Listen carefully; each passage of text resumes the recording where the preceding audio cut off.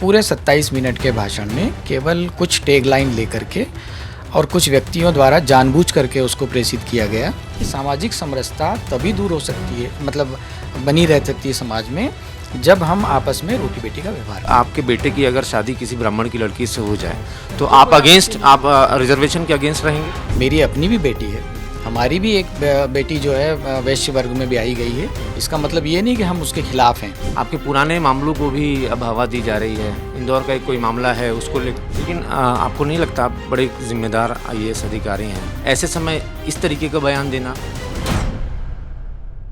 अजाक्स के प्रांतीय अध्यक्ष और आईएएस संतोष वर्मा का एक बयान इस वक्त मध्य प्रदेश में सियासत की बड़ी वजह बन गया है। ब्राह्मणों को लेकर उन्होंने एक बयान दिया जिसे लोग विवादित बता रहे हैं। खासकर ब्राह्मण संगठन कह रहे हैं कि आईएएस संतोष वर्मा को इस तरीके का बयान नहीं देना चाहिए था। हमारे साथ इस वक्त वर्मा जी खुद हैं। सर बहुत स्वागत, बहुत धन्यवाद कि इतने विवाद के बाद भी आपने हमें समय दिया बातचीत करने के लिए। तो पहला सवाल तो मेरा ये कि सर आपने बयान क्या दिया जो हम लोग को और सोशल मीडिया पे जो वायरल हो रहा है वो 14 सेकंड का बयान है, उस बयान का आशय क्या था? देखिए, सबसे पहली बात तो मैं बता दूं कि कोई विवादित बयान नहीं दिया मैंने। हमारी 23 तारीख को एक प्रांतीय कार्यकारिणी की बैठक थी जिसमें पुराने अध्यक्ष के द्वारा इस्तीफा देकर के नए अध्यक्ष का चयन किया जाना था। और उस दिन सामाजिक समरसता की बात हो रही थी कि आर्थिक आधार पर आरक्षण होना चाहिए या सामाजिक आधार पर होना चाहिए। चूँकि बाबा साहब ने सामाजिक पिछड़ेपन के कारण अनुसूचित जाति और जनजाति को आरक्षण की व्यवस्था उसमें संविधान में दी थी और उसी पे हमारी चर्चा चल रही थी। कुछ लोगों का ये मत था कि जिस परिवार में एक आईएएस ऑफिसर हो जाए उसकी दूसरी पीढ़ी को आरक्षण नहीं होना चाहिए।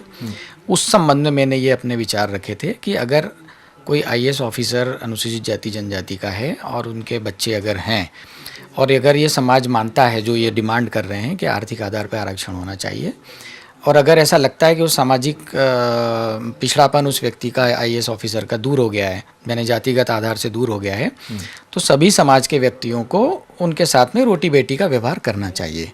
ये मेरा उद्देश्य था। लेकिन उस पूरे 27 मिनट के भाषण में केवल कुछ टैगलाइन लेकर के और कुछ व्यक्तियों द्वारा जानबूझ करके उसको प्रेषित किया गया।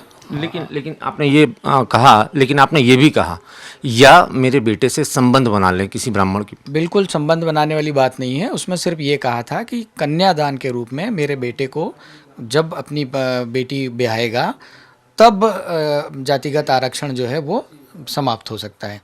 सामाजिक समरसता सनातन धर्म में तभी आ सकती है जब सभी समाज में आपस में रोटी बेटी का व्यवहार हो। और ये मेरे अपने विचार नहीं है, ये हमारे से पूर्व जितने भी महापुरुष रहे हैं, बाबा अम्बेडकर हो या और भी बहुत लोग हों, उन्होंने अपने ये विचार रखे हैं कि सामाजिक समरसता तभी दूर हो सकती है, मतलब बनी रह सकती है समाज में, जब हम आपस में रोटी बेटी का व्यवहार करें। ये बहुत ज़रूरी है क्या कि सामाजिक समरसता बनी रहे और सिर्फ ब्राह्मण की लड़की से ही शादी की जाए? नहीं, देखिए, आरक्षण का आधार जो है वो सामाजिक पिछड़ापन है। अगर हम ये कहते हैं कि आरक्षण नहीं होना चाहिए या आर्थिक आधार पर होना चाहिए, तो उसके लिए हमको समाज में जाति व्यवस्था समाप्त करनी पड़ेगी। और जाति व्यवस्था जब समाप्त होगी वो तभी हो सकती है जब हम आपस में रोटी बेटी का व्यवहार करें। आपने देखा होगा कि हम अस्पृश्यता निवारण दिवस के दिन अनुसूचित जाति के घर में जाकर के खाना खाते हैं। जो व्यक्ति अनुलोम या प्रतिलोम विवाह करता है, दूसरे समाज की व्यक्ति बिटिया से या बेटे से शादी करता है, तो उसको बाकायदा शासन प्रोत्साहित करके उसको प्रोत्साहन राशि देता है। ये सिर्फ इसीलिए है कि समाज में समरसता बनी रहे और समाज में जो जातिगत भेदभाव है उसको कम करे। और हम लोगों का भी उद्देश्य यही है कि जो समाज में जातिगत भावना हो रही हो, चाहे वो आरक्षण के कारण हो रही हो या किसी भी कारण हो रही हो, उसको कमी करनी चाहिए। और वो तभी कम होगी जब हम आपस में एक दूसरे को समझेंगे, वैवाहिक संबंध बनेंगे, तभी हम इस चीज़ को। सवाल यही है सर कि आपके बेटे की अगर शादी किसी ब्राह्मण की लड़की से हो जाए तो आप रिजर्वेशन के अगेंस्ट रहेंगे? बिल्कुल रहेंगे। अगर समाज में सभी लोगों के साथ में अगर ऐसा होने लग जाए, पूरे समाज में अगर ऐसा होने लग जाए, तो फिर जरूरत ही नहीं पड़ेगी किसी चीज़ की। ठीक है। ब्राह्मण संगठनों को सबसे ज़्यादा एतराज़ आपकी उस शब्द से है कि आपने कहा या तो ब्राह्मण की बेटी से, मेरे बेटे से ब्राह्मण की बेटी के संबंध बन जाए। संबंध नहीं है। देखिए, मैंने फिर बोला आपको, बात कन्यादान की होती। कोई भी पिता अपनी बेटी का कन्यादान करता है। लोगों ने उसको इस तरीके से प्रचारित किया कि मैंने उसको बेटी को वस्तु माना है। मेरी अपनी भी बेटी है, हमारी भी एक बेटी जो है वैश्य वर्ग में ब्याही गई है। इसका मतलब ये नहीं कि हम उसके खिलाफ हैं, हमने खुद ने अरेंज मैरिज करी है उनकी।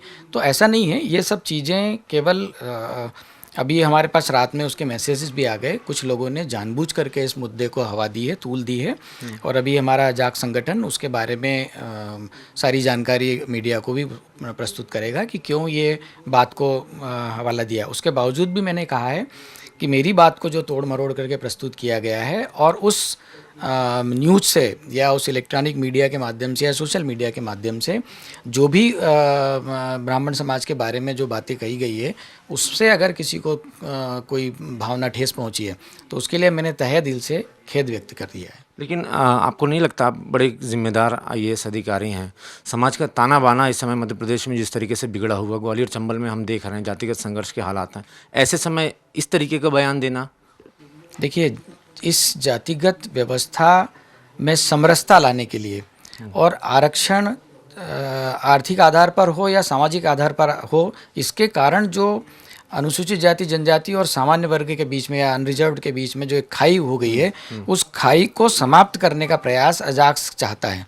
हम ये नहीं चाहते कि समाज में वैमनस्य फैले, हम ये चाहते हैं कि दोनों समाज आपस में बैठे एक दूसरे में बात करें, क्योंकि प्रमोशन में आरक्षण का जो मुद्दा है उससे सिर्फ अनुसूचित जाति जनजाति समाज आहत नहीं है या उससे वो अकेला पीड़ित नहीं है, बल्कि सामान्य वर्ग के अनारक्षित वर्ग के हैं, वो भी बिना पदोन्नति के रिटायर हो रहे हैं। तो हमारा उद्देश्य ये है, जो शासन प्रशासन की पहल है कि किसी भी तरीके से पदोन्नति में आरक्षण मिले और उसके लिए जो सकारात्मक प्रयास किए जा रहे हैं उसमें अजाक्स अपना सहयोग निभाना चाहिए। लेकिन अब पता है आपको, पूरे मध्य प्रदेश में, देश भर में ब्राह्मण संगठन आपसे नाराज़ हैं। मध्य प्रदेश सरकार से मांग कर रहे हैं कि ऐसे आईएएस अफसर पर कार्रवाई होनी चाहिए।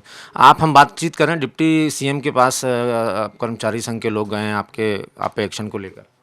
देखिए, मैंने पहले ही बोल दिया है कि मेरा उद्देश्य कतई किसी भी समाज के बारे में, किसी भी जाति समुदाय के बारे में कोई गलत द्वेषपूर्ण भावना नहीं थी और न ही मैंने उनके बारे में कोई गलत शब्द बोला है। 27 मिनट के भाषण को केवल तोड़ मरोड़ करके 10 या 15 सेकंड में, 14 सेकंड में जो भी बात लगाई गई है, उसके आगे पीछे का जब तक आप नहीं सुनोगे, किस कंटेक्स्ट में वो बात कही है, जब तक आप उस बात पे विचार नहीं करेंगे। कंटेक्स्ट बहुत ज़रूरी है।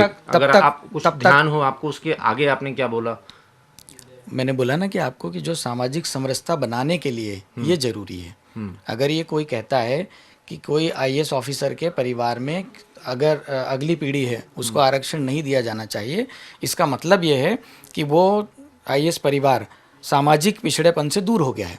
और जब सामाजिक पिछड़ेपन से दूर हो गया तो फिर जाति भेदभाव मिटा करके सभी समाज के लोगों को रोटी बेटी का व्यवहार करना चाहिए। अब ये कंटेक्स्ट था। ये कंटेक्स्ट तो ठीक है। अब आपको जानकारी होगी कि आपके पुराने मामलों को भी अब हवा दी जा रही है। इंदौर का एक कोई मामला है, उसको ले, ये जो मामले हैं ये न्यायालय में विचाराधीन है और उस पर न्यायालय कार्रवाई कर रहा है और उसमें जो भी निर्णय होगा तब तक आप किसी को दोषी नहीं ठहरा सकते।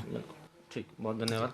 आईएएस संतोष वर्मा ने अपनी पूरी बात कही और ये कहा कि उनका कंटेक्स्ट ठीक था, लेकिन उसको गलत तरीके से पेश किया गया। सोशल मीडिया पे 14 सेकंड का जो वीडियो वायरल हो रहा है, उनका कहने का आशय कुछ और था और गलत तरीके से उसको पेश करके पूरे मध्य प्रदेश में या देश में उसको बेवजह तूल दिया जा रहा है। और हालांकि संतोष वर्मा ये भी कह रहे हैं कि अगर ब्राह्मण संगठनों को उनके बयान से कोई ठेस पहुंची हो तो माफ़ी भी मांगते हैं। कैमरामैन दीपक के साथ नवीन सिंह, IBC 24 भोपाल।